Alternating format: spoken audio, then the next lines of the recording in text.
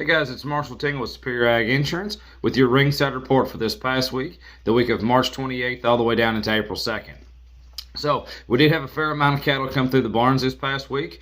We sold just under 21,000 head of cattle, which is up about 2,000, 3,000 from what we were this time last year. So that's a really good sign. But I think a lot of it is going to be still on your farmer trade right now. Not a whole lot of big loads, not a whole lot of big sets of yearlings have came through the barn over this past week. Now, let's talk about your feeder cattle. So your feeder cattle market this week, they call them unevenly steady, with some instances of sharply higher. Of course, if that be if kind of condition were absolutely perfect on that situation. Now, as far as your yearling cattle, not a whole lot to compare to this past week. And as you'll see here as we get closer on down this list, there's not really a whole lot of 8-weights came to town. You had a lot of 6s and you had a few 9s, but really nothing in that 7 and 8 weight category to really talk about. But talk about how your feeder cattle traded. So your 3-weight steers this week, $1.70 to $2. They topped out the market at $2.20. Now your 4-weight cattle, you're looking at $1.60 to $1.85. They topped out the market at $2.05. And then your 5-weight cattle, $1.55 to $1.90. They topped out the market at $1.80. But now let's talk about these 8-weight cattle. Like I said, not a whole lot to talk about in your load categories. Excuse me, there's really not. You had either 6-weights or you had 9-weights, and nothing really in between. And here's a few examples that I do have, just to kind of give you a ballpark idea of what's going on. So here's 23 head of black steers, 732 pounds on the average at 157. Now here's another set of them. These are going to be heavier. These are 67 head of these. These are blacks and Charolais crosses. You're looking at 775 pounds on the average, so almost an 8-weight, but not quite, 150, 110. And then the next thing we have to compare to, we have to jump all the way down here, these heavy 8s. Here's 60 head of these. These are black-hided steers, 894 pounds on the average at 149.70.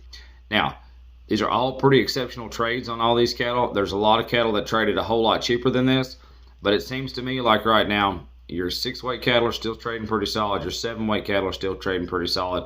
But once right now you get these 8 and 9-weights, there's just so many variables on the board right now that I think your buyers and your feeders are just really having a hard time getting the gumption up to put these heavier dollars on these cattle. But just kind of keep that in mind. Now let's look at your CME feeder cattle index.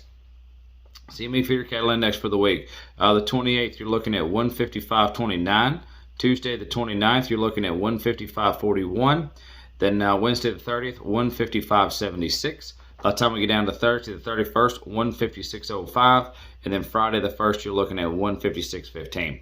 So that's steadily increasing, and that's a really, really positive sign. But like I said, right now all eyes have been turned to your corn forecast coming out to you, and it's looking like your corn crop for this year is going to be drastically lower than what we've expected.